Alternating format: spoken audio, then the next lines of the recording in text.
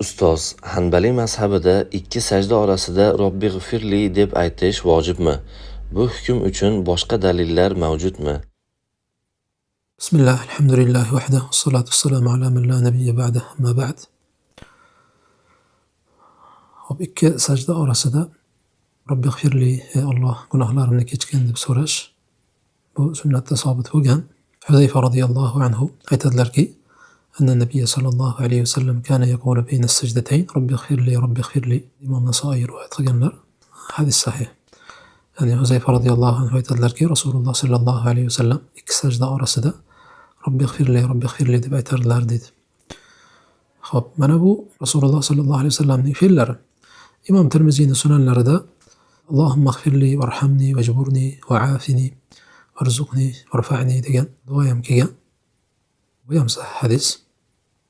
Lekin xullas bu ikkinchi hadisni mustahabligida ulamolar ittifoq qilishgan. Allohummaghfirli varhamni vajburni va'afini warzuqni deb aytish bu mustahab. Lekin Robbighfirli deb aytish mustahabmi yoki vojibmi, ulamolar ixtilof qilishgan. Aksar ulamolar mustahab deydi. Imom Ahmad bir rivoyatda shu jumhur ulamolar bilan birga Hanafiylar, Shofiylar, Malikiylar va Imom Ahmad bir rivoyatda sunnat deyishgan. Chunki hadisni zohiriga qarasak, Rasululloh sollallohu alayhi vasallam fe'llari zikr qilinyapti xolos. Ya'ni Huzayfa radhiyallohu anhu aytayapti, Rasululloh sollallohu alayhi vasallam ikki sajda orasida Robbighfirli deb aytardilar, deyapti xolos. Ya'ni mana shu ikki sajda orasida istig'for aytinglar degan bir ochiq buyruq yo'q. Shunchaki Rasululloh sollallohu alayhi vasallam qilganliklari kelyapti. Rasulullohning fe'llari kamida mustahablikka dalolat qiladi, vojiblikka dalolat qilmaydi deyishadi. Imom Ahmad rahimahullohning ikkinchi rivoyat bor, mashhur mazhabdagi so'z shu, vojib deyishadi. Chunki bu namozdagi boshqa zikrlar ham Allohu akbar deb aytish va hokazo bir rukundan boshqa rukunga ko'chib o'tganda aytiladigan zikrlar ham vojib bo'lgandan keyin bu so'z ham shuni hukmini oladi. Ikki sajdaning orasida Robbighfirli deb aytish. Bir marta aytish vojib, undan ko'p aytish mustahab deyishadi. Alloh alam bu masalada shu jumhurning so'zi kuchliroq, ya'ni vojib emas deganlarning so'zi kuchliroq, vojiblikka bir ochiq dalil yo'q. Lekin ehtiyot yuzasidan inson tarqamagani yaxshi endi. Vojib degan ulamolar bo'lganligi uchun vojib deganlar nazdida, Hanbaliy mazhab ulamolar nazdida esda bor bo'lib turib, bilib turib ataylab tarqisa namoz bo'lmaydi.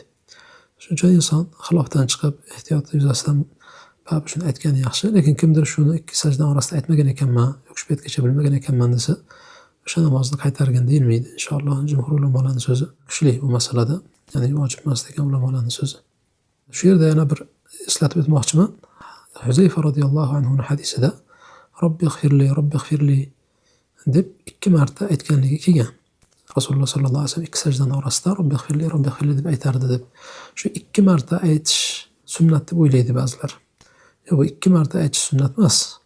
Balki qancha ko'p aytsa aytaveradi. Ya'ni Rasululloh sallallohu alayhi vasallamning qiyomlari, sajdalari, qiyomdan turganda ikki sajdaning orasidagi jalsasi, ularning hammasi bir-biriga mutanosib bo'lardi. Bir-biriga mutanosib bo'lardi degani, ya'ni uzoq qiyomda tursa, rukularni ham uzoq, sajdalarni ham uzoq qilsa, demak oradagi nimani ham uzoqroq qilishi sunnat bo'ladi. Qisqaroq qilsa, qisqaroq o'qish sunnat bo'ladi. Masalan, bomdodda 2 rakat sunnat yengil o'qiladi deyilgan. Bomdodda 2 rakat sunnat yengil o'qilgandan keyin u yerda masalan shu 2 marta Robbighfirli deb qo'ysa yoki 1 marta vojibni o'tab, vojib deganlar nazdida 1 marta aytsa yoki 2 marta aytsa, yaxshi, chunki o'zi yengil namoz o'qiladi. Lekin uzunroq o'qiladigan masalan tahajjud namozida va hokazo Robbighfirlini 2 marta aytish bilan cheklanilmaydi. Bo'lmasa nomutanosib bo'lib qoladi-da, sajdada uzoq turib, sajdadan bosh ko'targanda ham sajda miqdoricha turdi deganda boshqa nima aytadi? Shu Robbighfirlini ko'proq qaytaradi. 10 marta, 15 marta, 20 marta qaytaraveradi Robbighfirli deb. Ya'ni hadisdagi 2 marta degani ko'pchilik 2 marta aytish sunnat deb tushunadi. Yo'q, u 2 marta aytishlari, ya'ni shu Robbighfirli deb aytardi, shu so'zni takrorlardi degani. Ya'ni 2 marta qaytarganligi bu aynan 2 marta aytadi degani emas, balki ko'p takrorlardilar degan ma'noda deb Shayx al-Islom rahimahulloh aytganlar. Allohu a'lam.